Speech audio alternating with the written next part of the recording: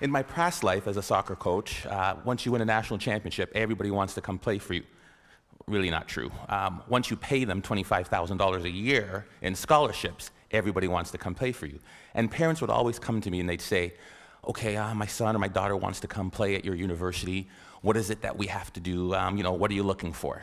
And being the Socratic professor that I am, I said, well, what does your son or daughter do? What do they do really well that we'd be interested in?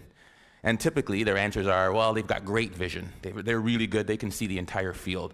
Or my daughter is the fastest player. There's nobody that can beat her. Or my son's got a great left foot or really, really great in the air and can head every ball. I'm like, yeah, not bad. But to be quite honest with you, those are the last things I'm looking for. The most important thing, self-confidence. Without that skill, and I use the word skill intentionally, without that skill, we are useless as a soccer player. Because when you lose sight or belief in yourself, we're done for.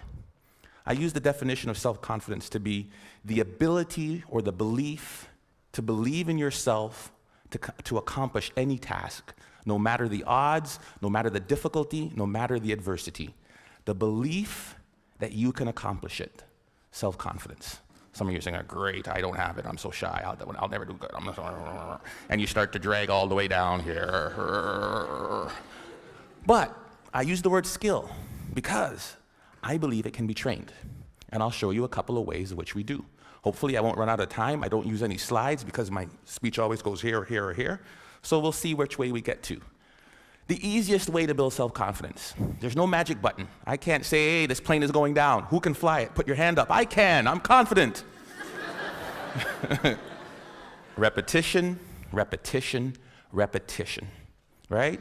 What does Malcolm Gladwell call it? The 10,000-hour rule. There's no magic button. I recruited a goalie from Colombia, South America one year. Big, tall, 6'3" man.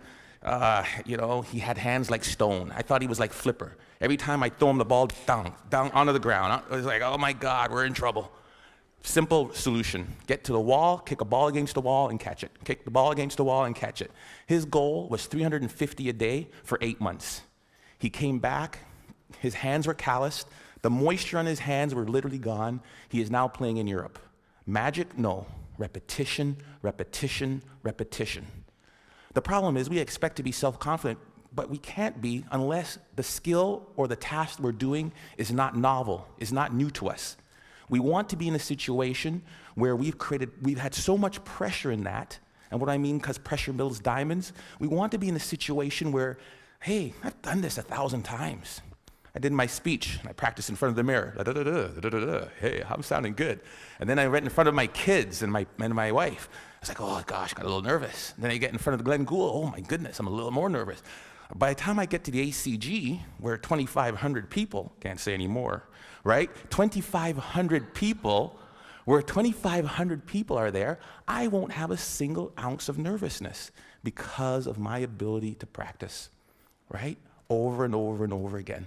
The problem with repetition is, how many of us bail after the first bit of failure? How many of us bail after the first bit of adversity? Edison was on that video. And depends who you ask, there's anywhere from 1,000 to 10,000 tries to build that light bulb. 1,000 to 10,000. J.K. Rowling should be on that video. You know how many publishers she took her Harry Potter book to? I believe the number was 12 or 13. I'm pretty confident, but after 2 or 3 no's, I'd be like, dang it. After 6 or 7, I'm like, maybe not. Definitely after 9 or 10, I'd be looking to be a soccer coach or something else beside an author, right? I mean, 12 times somebody said no. But practice, practice, practice, and do not accept failure. Maybe it shouldn't be repetition. Maybe the answer should be persistence, because we all repeat something, but very few of us really will persist. So that's one way to build self-confidence. Get out there. Do what you want to do and do not accept no. The other one is self-talk. We all have a self-talk tape that plays in our head. Anybody go shopping and put on a pair of pants this week? If you're a woman, the first thing that always comes, damn, I look fat in these pants. And if you're a man, it's the opposite. Oh God, I have no muscle, I'm so flabby, right? We all have this tape that plays in our head. As a student, if they asked me the question, it was like, oh, gee, please, professor, don't pick me. I don't know the answer. I look down, right? If you're let me tell you something, and the VP of Business Admin is here, so I shouldn't repeat this, but when they hired me as an athletic director, I sat in an architect's meeting, and I am about as dumb as a post when it comes to anything to do with numbers and angles. And they're like, the fundibulator valve of the architectural, what do you think, Dr. Joseph? Let me look into that for you and get back to you.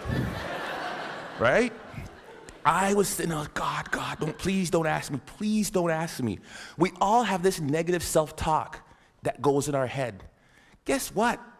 There's enough people that are telling us we can't do it, that we're not good enough. Why do we want to tell ourselves that?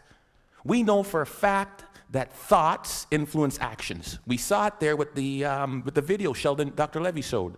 Right? We know that our thoughts influence actions. Why do we want to say that negative self-talk to ourselves? We need to get our own self-affirmations. Muhammad Ali, what was his self-affirmation? I am the greatest. Who else is going to tell you? There need to be quiet moments in your bedroom, quiet moments when you're brushing your teeth, that we need to reaffirm, I am the captain of my ship and the master of my fate. That is my affirmation. I came from a school of 1,000 people. I lived in a town of 1,000 people for 15 years. There's no reason that I should be in charge of an athletic department building Maple Leaf Gardens. But I am the captain of my ship and the master of my fate. If I don't say it, if I don't believe it, no one else will. How do you build self-confidence? Get away from the people who will tear you down. There's enough of that. Muhammad Ali, I am the greatest. There is no one better than me. It's a difference between hubris and ego and false pride. It's just reminding yourself in quiet, silent moments. I put it down on a list. It's right beside my mirror, right? About all the things that make me who I am. Because I make enough mistakes, and the newspapers will recognize it, and people around me will recognize it, and they'll tear me down. And pretty soon I'll begin to believe it. There was a time when my confidence was really low. There was a time when I took this job, when I came from Iowa, I don't know if I could do it. I had to bring out my self-confidence letter. A letter I wrote to myself when I was feeling good. Ivan, congratulations on getting your PhD before 40. I am 40, under. Congratulations on winning a national championship. Good job on raising 3 good kids and marrying the right woman. I wrote a letter to myself. It was my own brag sheet, my own letter about the things I was proud of. Because there are moments, and we'll all experience them in our career, in our life, in our job hunting, in our relationships, when we are not feeling good about who and what and where we are. And I had to bring out that letter and read it time and time again for a period of about 2 weeks to weather me through that storm. It was important. Stop the self-talk, the negative self-talk. If you'll watch, you'll see some athletes, they'll have a little bandage or a little brand around them. Lance Armstrong's a perfect one. What's his self-affirmation? Live Strong isn't a brand. It was to remind him of who he was. Live strong. Then it came a brand. He would move that from one arm to the next arm when doubt and fear came into his mind. Live strong. Put it on there. Let's go. We'll all have it. Replace it. 2 ways to build self-confidence. Worried about my time, I'm going to tell you of one way that you can build self-confidence in others. We are coaches and educators. We are teachers. We are people who will create value in the world. And in doing that, we are critical by the nature of what we do. I am a coach. I want you to score a goal. Ball went over high. Dang it, the ball went high. Thank you, coach, I know that. Feedback tells me that.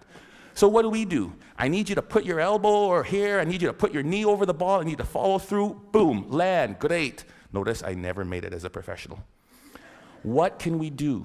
We fix mistakes. When I'm fixing that mistake, Johnny, this is terrible. You need to bend your knee. You need to do this. What have I done to Johnny's self-confidence? Bend your knee.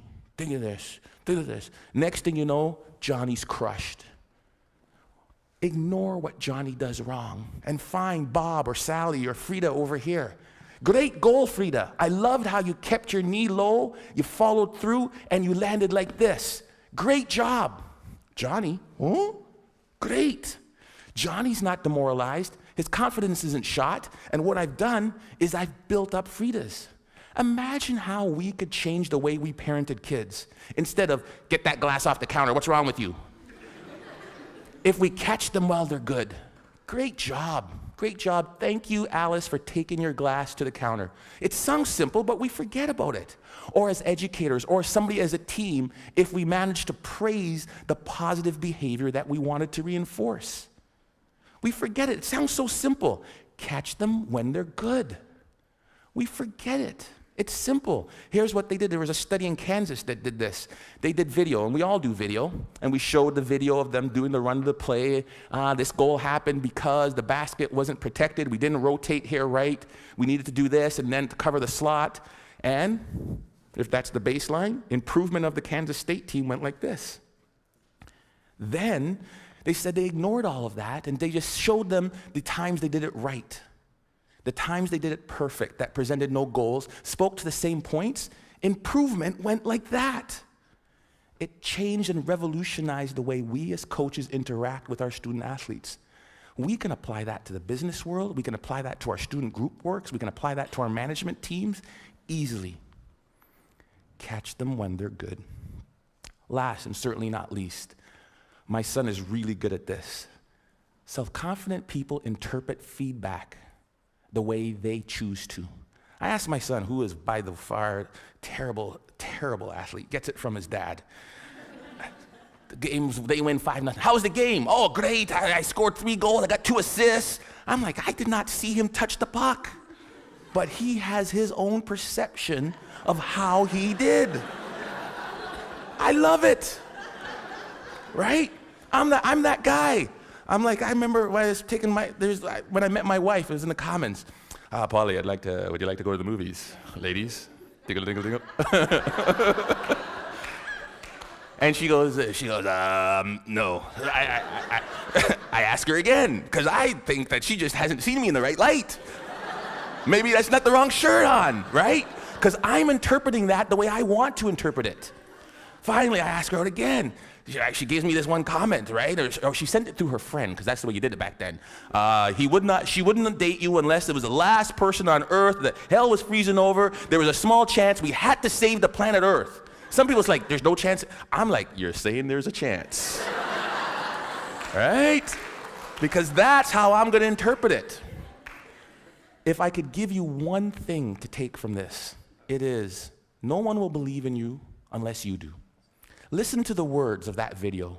Here's to the crazy ones, the misfits, the rebels, the troublemakers, the round pegs in the square holes. We're supposed to be different, folks. And when people look at us, believe in yourself. Thank you.